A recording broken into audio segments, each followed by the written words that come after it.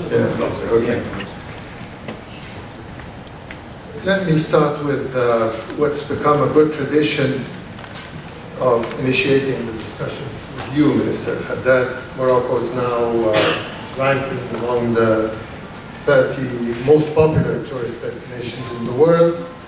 And this, as pointed out by all the speakers in the opening session, despite or against very unfavorable geopolitical and perhaps in the case of Morocco also economic backdrop, the uncertainties existing in your major generating market, which is Europe.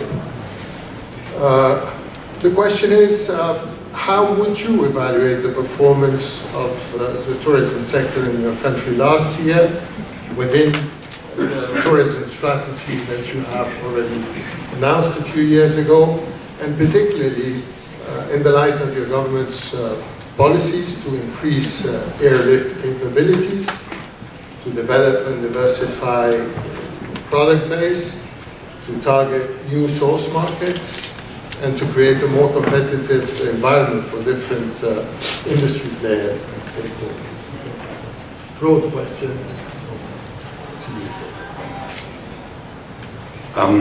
Thank you, Mr. Chairman. I would like just first to thank Casa Arabi and also the World Tourism Organization for organizing this debate. It's now a tradition, and it's a very commendable kind of tradition. I would like to take the cue from what the Secretary of State said about Ibn Battuta. And Ibn Battuta is in the 14th century, set off from Tangier, went all the way to China, to India, to Sumatra and Indonesia. He even became a judge with the Sultan, with the king of China. And he described at that moment like all the culture of India at that time. And he was the perfect kind of tourist in the 14th century.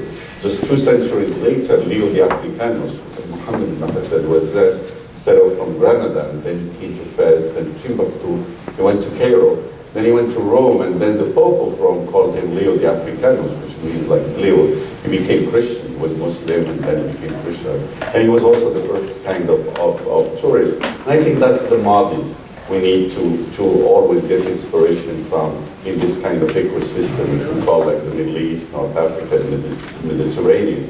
And I think what is happening in that region should all like make us think and then reflect on the future.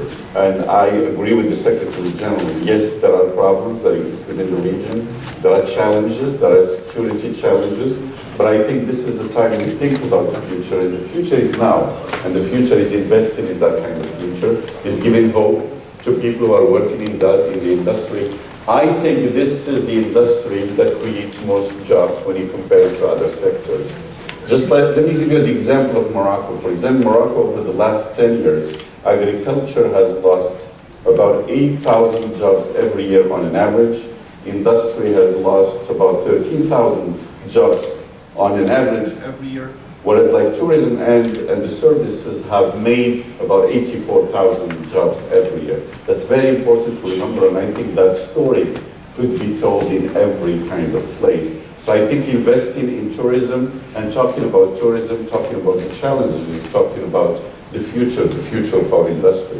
Let me go back to Morocco. And the story I want to tell is like, yes, we have been growing. We have seen some very good years after the Arab Spring. 2013, we reached like 10 million tourists. 2014, we started like very good, 8% growth. We're going until all the events happened in the region. The appearance of Daesh, the events in France, the events in Tunisia and other places, all of those events have made it so that we have seen some regression in terms of development of our tourism. What happened exactly? I think and this is one of the lessons that we need to learn. We have been relying on 2 markets which are very important for Morocco. First one is the French market. We know very well, very good relations.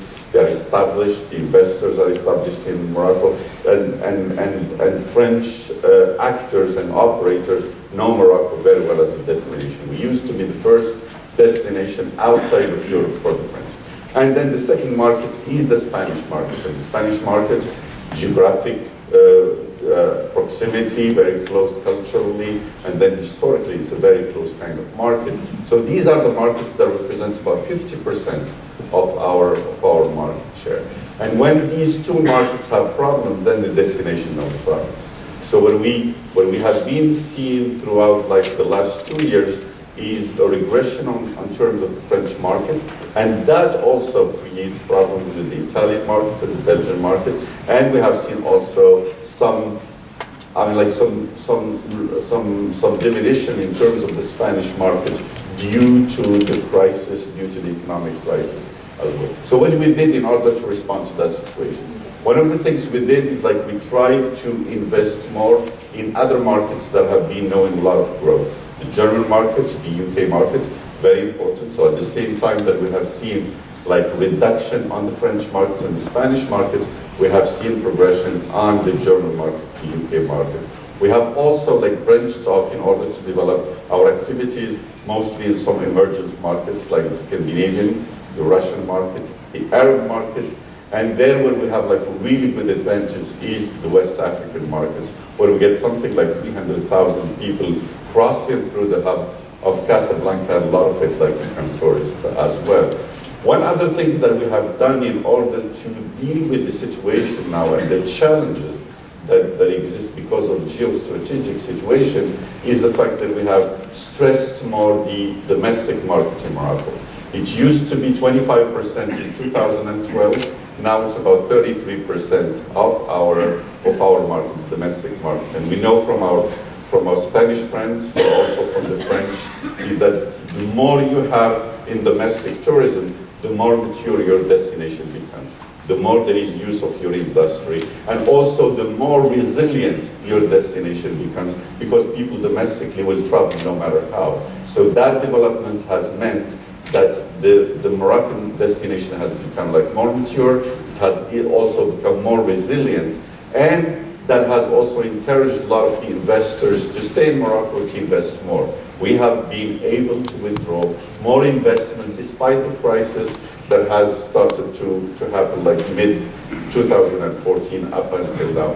We have seen also more creation of jobs, and we have seen more hotel brands being interested in Morocco despite the actual crisis.